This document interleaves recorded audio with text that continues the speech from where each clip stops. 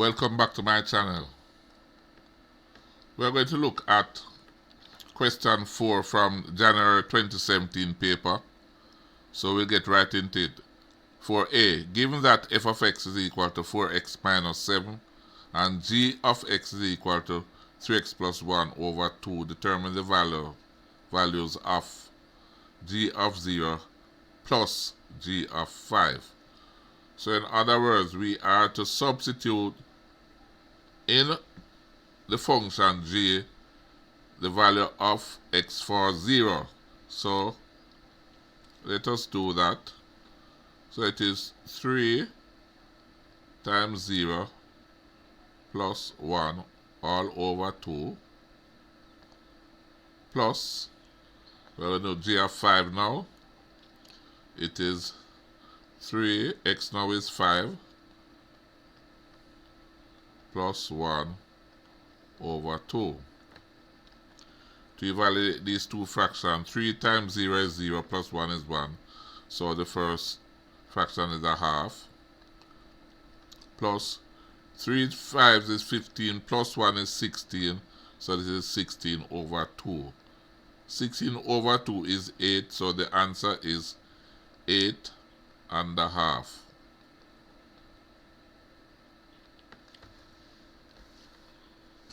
Okay, moving on.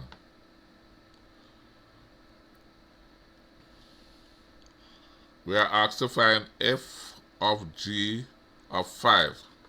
So we always do the inside function first, which is g of 5. And we evaluated g of 5 already. So g of 5 was 8, if you can remember, which was 16 over 2. So therefore this now becomes f of 8. Since g of 5 is 8.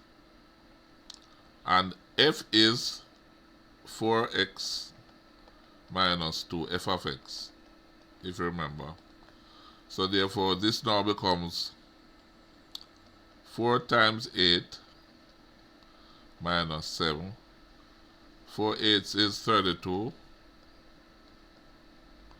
minus 7, which gives us 25.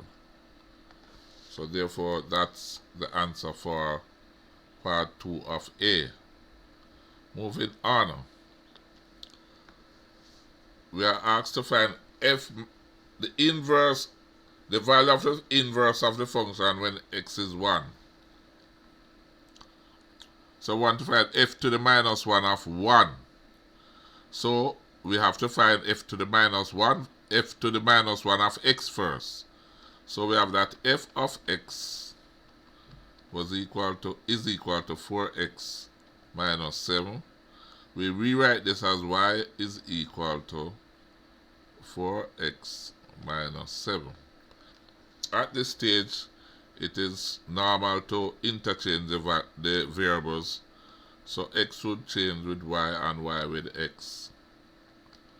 So we'll get that x is equal to 4y minus 7. Remember, we're going to solve for y. So we're going to keep y on the right hand side for the time being. So the 7 will go over to the left hand side. So it now becomes x plus 7 is equal to 4 times y. So therefore y now would be equal to x plus 7 divided by 4, which is the inverse of x is equal to x plus 7 all over 4. And we are asked to evaluate inverse of 1.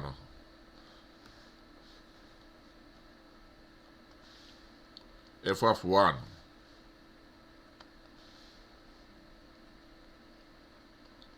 So we're going to put in 1 for x here. So this is 1 plus 7 over 4, which is 8 over 4, which is 2. So the answer for that is 2. Now we have another problem here. It's a P, which is the point 6, negative 1, and Q, which is the point 2, 7, are the endpoints of a line segment PQ. Determine the gradient of PQ.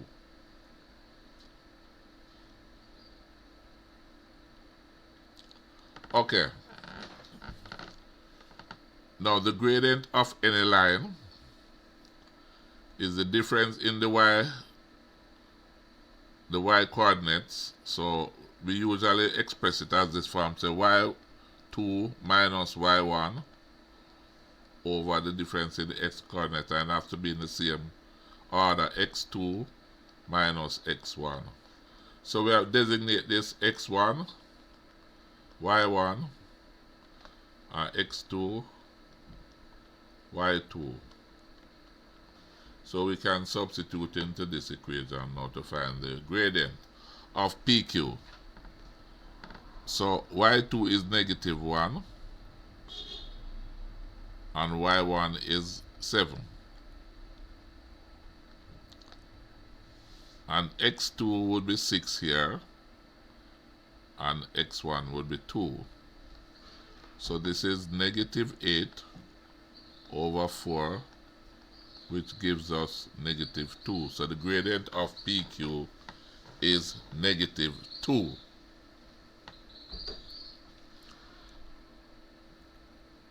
Now, the question asks us to find the coordinates of the midpoint of PQ.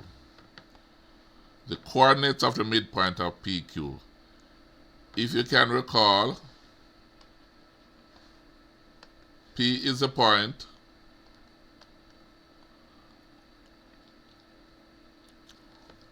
Let me scroll up quickly. P is a point, 6, -1, and Q 2, 7.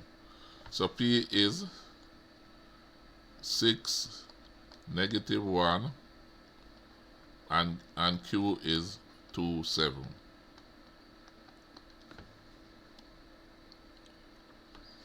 And the formula to find the midpoint of any line given the two endpoints. So the midpoint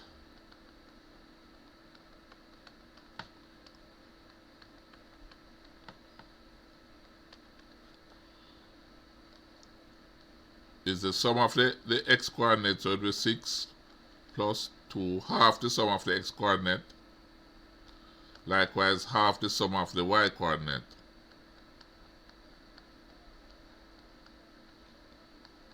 This gives us 8 over 2, which is 4. And -1 plus 7 is 6. 6 over 2 is 3. So the coordinates of the midpoint of PQ is 4, 3. Now, the third part of this question asks us to find the equation of the perpendicular bisector of PQ. Now, there are two bits of information we need to be able to write that equation.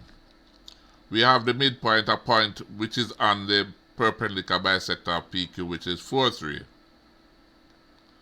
So we have the point 4, 3, which is on the perpendicular bisector. That's the midpoint of PQ. And the other fact that we know we can find the gradient of the perpendicular bisector of PQ must be equal to, when we multiply them together, so if PQ is -2, when we multiply it by whatever it is, we must get -1. So to find this, we'd have to divide. So if we call this M, let me do that. So M now would be equal to -1 divided by -2, which gives you a half. So therefore the gradient of the perpendicular bisector of PQ is a half. And we use the slope, the point slope form of an equation. So it is y minus y1, which is the known point, is equal to m into x minus x1. So it is y minus y1 here is 3 is equal to half into x minus 4. So y is equal to a half x minus 2 plus 3. Then we neat that up, so it get a half x plus 1. So that would be it.